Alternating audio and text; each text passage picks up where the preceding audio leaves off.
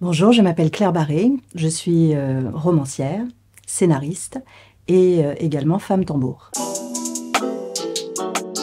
Je voulais vous présenter Ma vie de chamane, mon nouveau livre, qui est aussi mon 8e livre, qui est une traversée à travers mon parcours spirituel de, de femme chamane. Les chamans sont-ils tous issus de peuples autochtones? Je dirais que c'est à la fois une info et une intox. Le mot chaman vient de Sibérie, notamment.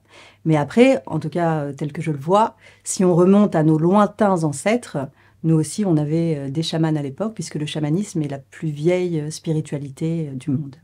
Les chamans communiquent avec les esprits, c'est une info.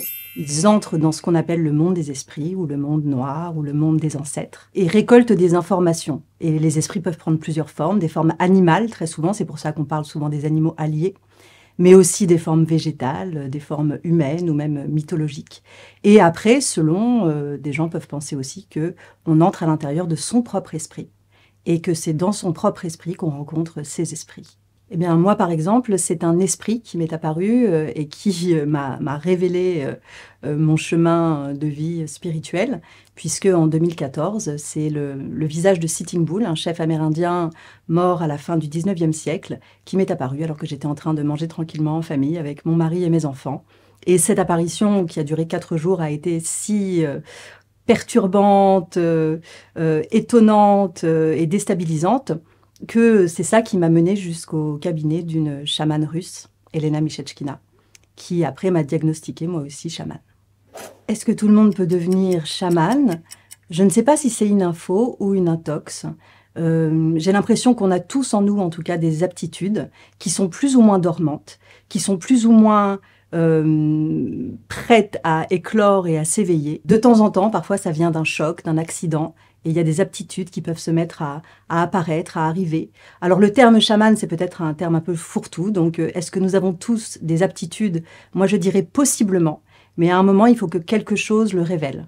Le tambour chamanique modifie l'état de conscience, c'est donc une info. En effet, c'est le rythme très hypnotique en fait de cet instrument et ses vibrations très basses et le fait que voilà, il y a quelque chose de très répétitif et au bout d'un moment, les ondes cérébrales se mettent à se modifier, à changer et ça permet à notre esprit justement d'entrer à l'intérieur, en tout cas possiblement, d'un voyage très profond qui donne des informations, qui aide, qui permet de faire des voyages, ce qu'on appelle les voyages chamaniques. Moi, le tambour, c'est quelque chose que j'ai découvert donc, il y a une dizaine d'années, suite à cette apparition que j'ai eue. Il m'a tout de suite plongée dans un voyage chamanique extrêmement puissant, extrêmement déstabilisant aussi. Et après, c'est devenu un compagnon de route. Et c'est vraiment un compagnon que je n'ai jamais lâché. Et je continue aujourd'hui à me jouer du tambour de temps en temps et à en jouer aussi aux personnes qui me contactent et qui désirent tester, pourquoi pas, le voyage chamanique ou alors qui ont une question à poser au tambour. Le chamanisme est une religion, moi je dirais intox. Le chamanisme, c'est une forme de spiritualité, c'est une pratique. Et donc, il n'y a aucun dogme, il n'y a pas de livre, il n'y a pas de choses écrites. Il y a bien entendu des techniques et des pratiques qui se transmettent souvent de la bouche d'un enseignant à l'oreille d'un étudiant ou d'un élève, je ne sais pas comment dire, un apprenti.